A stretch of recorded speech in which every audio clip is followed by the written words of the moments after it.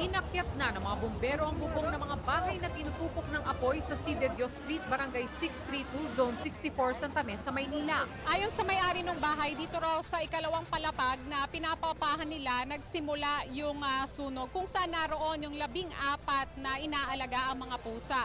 Ayon pa doon sa may-ari, wala daw doon yung mga borders na mangyari yung sunog. Hindi na rin kinaya ng fire extinguisher. Ang bilis eh. Siguro tinutukan niya ng electric fan, mainit, di ba? Mga imported pusa eh. Siguro may nakatutok na electric fan, tapos yung tawag nun, extension, baka natalunan nila or natapunan ng tubig, whatever, di ko rin ma-sure. Nagsimula siya dito sa two-story building na mix type, may semento tsaka mostly mga kahoy, kaya mabilis. So pagtawag nila, pagdating dito ng tropa, malaki na daw yung sunog, kaya medyo nadama yung mga kasunod na bahay. Ang mga nasawing pusa makikitang natrap sa bintana. Ang isang nakaligtas na lapnos ang katawan. Nang akmang bubuhati na siya ng Manila BRRMO rescuer na si John Texon, kinagat pa niya ito.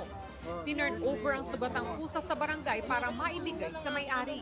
Ang ibang tenant sa paupahan wala na ring nailigtas na gamit. Nag-aalaga ako ng apo ko po.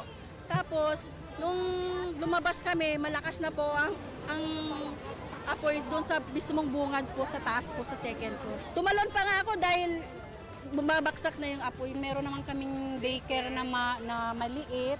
Tapos, eto, meron naman kami ritong bakanting lote. Siguro pwedeng maggawa ng tent para for the meantime meron po silang pagpapahingahan. Sa initial na investigasyon ng Manila Fire District, 3 bahay ang nasunog.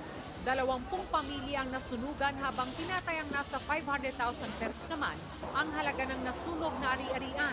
Nahirapan daw mga bumbero sa pagpasok sa lugar. Looban kasi tayo dito at ang hydrant natin nandun pa sa labasan, tapos plus yung traffic sa labas.